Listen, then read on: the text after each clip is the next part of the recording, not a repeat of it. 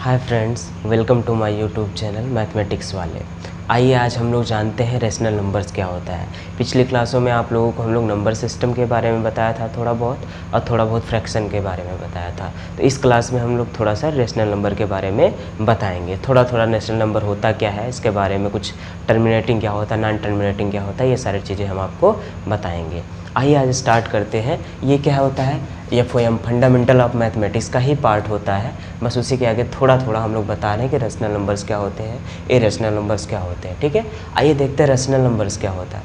Rational number वो होता है जो हमेशा न्यूमरेटर अपॉन डिनोमिनेटर फॉर्म में रहता है, मीन्स P/Q के फॉर्म में रहता है। जब कोई भी हमारा नंबर्स P/Q के फॉर्म में रहता है, it's mean that numerator upon denominator form में रहता है और denominator does not equal to 0 होता है, तो वो हमारा होता है रेशनल नंबर्स।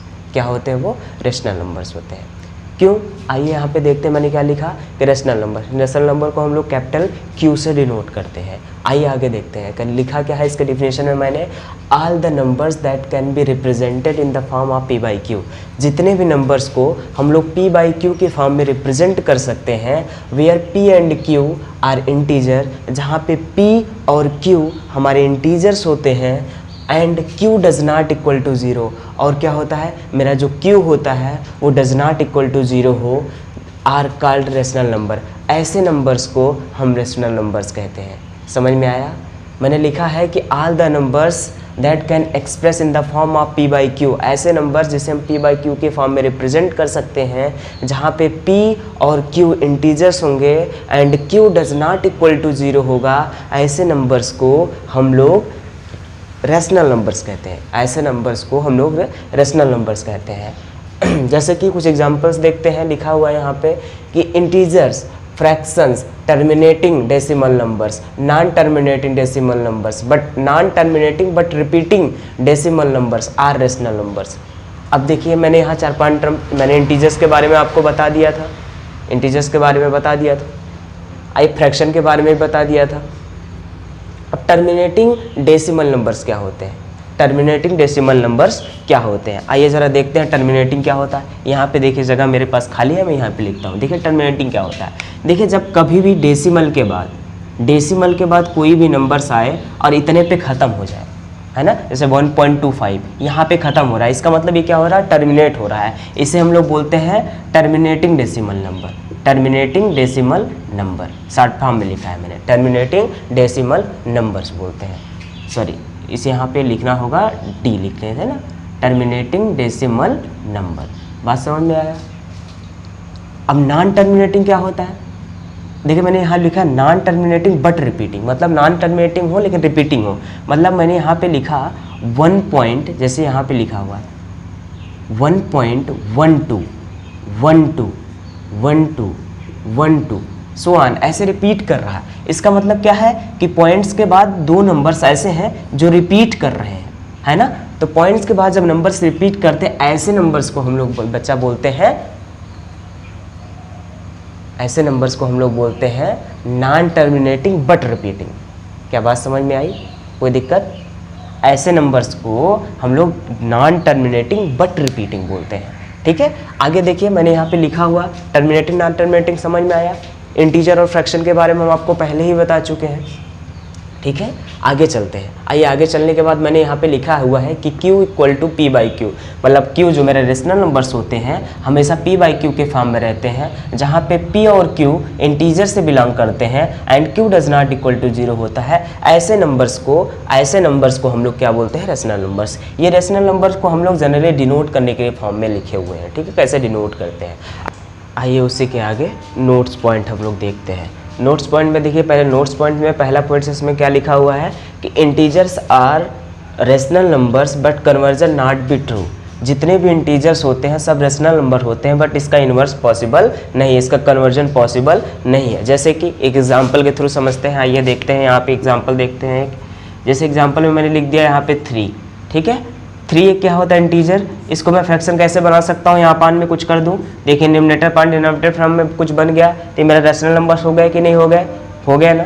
अब इसी का जस्ट उल्टा देखते हैं। मैंने क्या लिखा है? 3/2। क्या 3/2 को हम लोग इंटीजर में कन्वर्ट कर सकते हैं? नहीं, हमेशा ही फ्रैक्शन में ही रहेगा। तो समझ में आया पहला पॉइंट कि ऑल इंटीजर्स आर जितने भी इंटीजर्स होते हैं सब रेशनल नंबर होते हैं, बट इसका कन्वर्स पॉसिबल नहीं है, इसका कन्वर्जन ट्रू नहीं है। अगला सेकंड पॉइंट देखिए क्या लिखा हुआ है, कह रहा all rational numbers always exist between two distinct rational number. जितने भी रेशनल नंबर होते हैं वो दो डिफरेंट रेशनल नंबर के बीच में एग्जिस्ट करते हैं, hence infinite rational number exist between two rational number. इसका मतलब कि दो रेशनल नंबर्स के बीच में infinite number of rational numbers exist करते हैं।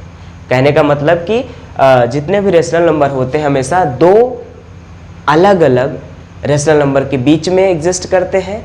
इसका मतलब कि दो अलग अलग रेशनल नंबर के बीच में infinite number of rational number exist करते हैं। क्या आप हमारी बातों को समझ पाए? ठीक है, आगे बढ़ते हैं। रेशनल नंबर बता चुके हैं, तो इरेशनल नंबर बताएंगे कि सर इरेशनल नंबर्स क्या होते हैं। आइए आज आप लोगों को स्टार्ट करते हैं इरेशनल नंबर्स। इरेशनल नंबर्स क्या होता है? ये क्या है, फंडामेंटल ऑफ मैथमेटिक्स का ही पार्ट है। सब बेसिक हम आपको कॉन्सेप्ट बता रहे हैं जो हमारे लिए यूजफुल होंगे आगे के आने वाले लेक्चर्स के लिए, ठीक है। आइए बताते हैं कि इरेशनल नंबर्स क्या होते हैं। इरेशनल नंबर्स ऐसे नंबर्स होते हैं जो p/q के फॉर्म में नहीं लिखे जाते हैं। इरेशनल नंबर्स ऐसे नंबर्स होते हैं जो p/q के फॉर्म में नहीं लिखे जाते हैं। देखिए मैंने यहाँ पे क्या लिखा हुआ है, देयर आर रियल नंबर्स। जो इरेशनल नंबर्स होते हैं ये रियल नंबर्स के पार्ट्स होते हैं। तो there are real numbers which can not be express in the form of p/q, जो p/q के फॉर्म में नहीं एक्सप्रेस किया जाते हैं। Non repeating decimal numbers are irrational numbers. जो नॉन टर्मिनेटिंग और नॉन रिपीटिंग नंबर्स होते हैं, डेसिमल नंबर्स होते हैं, वो मेरे सब रेशनल नंबर्स होते हैं। जैसे कुछ एग्जांपल लिखा, √2, √3, √5, √10, पाई एंड ई क्या होता है, नेपियर कांस्टेंट। पाई को आप लोग सब लोग जानते हो, etc। ये सारे बहुत सारे जो नंबर्स होते हैं ये मेरे क्या होते हैं, इरेशनल नंबर्स होते हैं। क्या होते हैं?